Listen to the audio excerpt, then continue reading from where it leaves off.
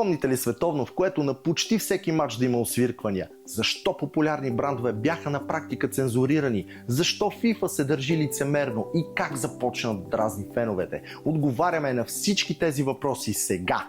А един от вас може да спечели тази трионда, ако гледа внимателно цялото видео. Световното по футбол отдавна не е просто турнир.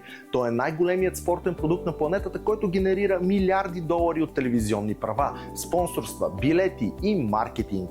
Именно за това все повече фенове смятат, че FIFA превръща футбола в корпоративно шоу, в което интересите на спонсорите понякога изглеждат по-важни от преживяването на публиката и дори на самите участници. Финансовите резултати на FIFA показват защо комерциалният натиск непрекъснато расте. За цикъла 2023-2026 първоначално FIFA заложи приходи от 11 милиарда долара с около 4,6 милиарда повече от предходния цикъл. Основните двигатели са увеличените приходи от телевизионни права, маркетинг и продажба на билети. През миналата година организацията ревизира прогнозата си нагоре до рекордните 13 милиарда долара, което представлява увеличение от 72% спрямо периода 2019-2022. Само за тази година за Мондиала в САЩ, Канада и Мексико бюджетът предвижда приходи от 8,9 милиарда долара, като близо 2/3 от тях са свързани пряко със световното първенство. Тези цифри обясняват защо все повече решения на FIFA се разглеждат през призмата на търговските интереси. Един от най-обсъжданите примери е политиката за така наречените чисти стадиони.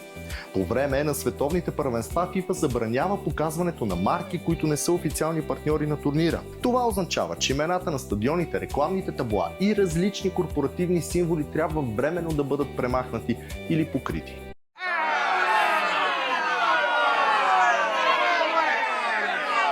Така, например, американски съоръжения, известни с корпоративните си наименования, получават временни неутрални имена. Особено символичен е случаят със стадиона, известен дълги години като Хайнц Филд в Питсбърг. Макар името му вече да е променено, именно този стадион се превърна в един от най-често даваните примери за абсурдите на правилото. FIFA е готова да заличи десетилетия бранд идентичност, за да гарантира, че единствено официалните и спонсори получават глобална видимост. За част от феновете това изглежда като стерилизиране на футболната атмосфера в името на маркетинга. Едва ли и спонсорите на стадионите са доволни, макар някои от тях да успяха да излязат с позитив от ситуацията, както направиха Levi's и Gillette. Най-оспорваното решение на Мондиала си остават задължителните паузи за хидратация.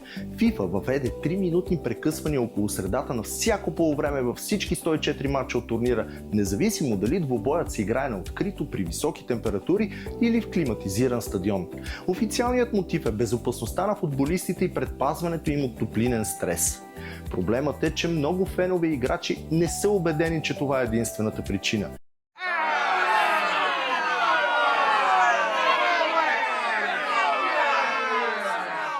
Капитанът на Нидерландия Върджил Ван Дайк и белгийският национал Юри Тилеманс поставиха под въпрос необходимостта от паузите при по-прохладни условия, а критиците твърдят, че те разрушават ритъма на играта само за да създадат допълнителни възможности за реклами. Пример за това бе матчът между Германия и Кот д'Ивоар, в който германците водиха играта преди първата пауза за хидратация, а след нея изненадващо опонентите им вкараха гол и още по-изненадващо успяха да задържат преднината си почти до края на матча.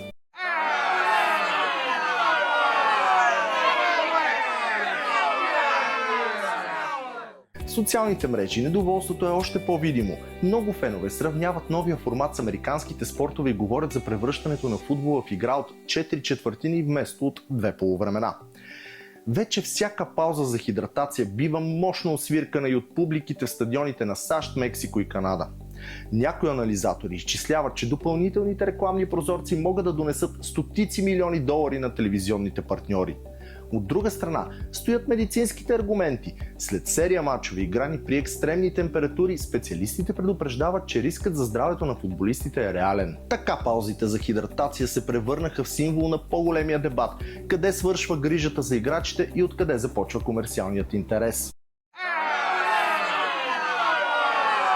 Друг показателен епизод от Мондиал 2026 беше оплакването на селекционера на Англия Томас Тухел. Преди двубоя срещу Хърватия, германският специалист заяви, че не е могъл да види собствените си футболисти по време на националния химн, защото преди това на резервната скамейка се образувала стена от около 50 фотографии. Наложило се да наблюдава играчите си на видеостената на стадиона, както са правили всички, които са били там. Тухел определи момента като специален и призова ФИФА да промени организацията. След публичното недоволство, федерацията действително коригира протокола и премести фотографите по-далеч от треньорските зони. На пръв поглед случаят изглежда дребен, но той показва как телевизионното и медийното съдържание все по-често диктува организацията на турнира.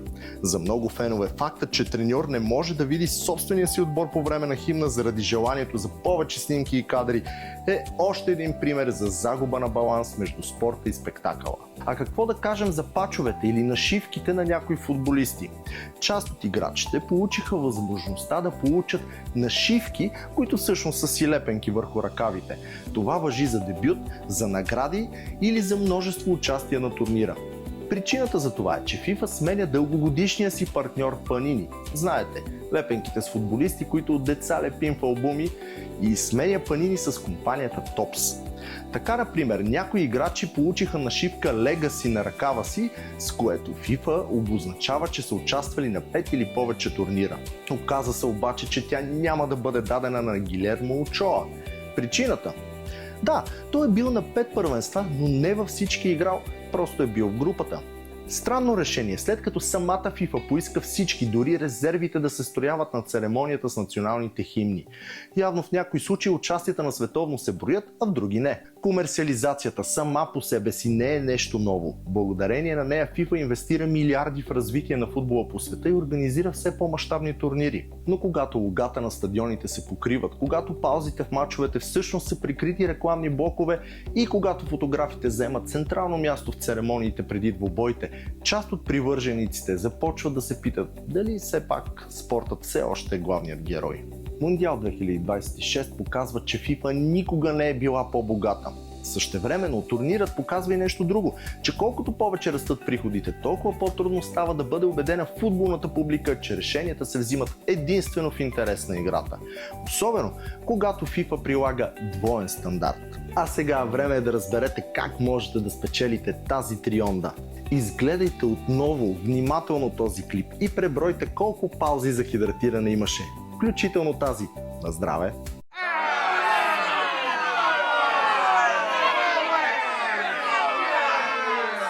Напишете в коментарите колко са според вас и ако сте отговорил правилно и сте се абонирал за канала ни, значи вие вече сте в томболата.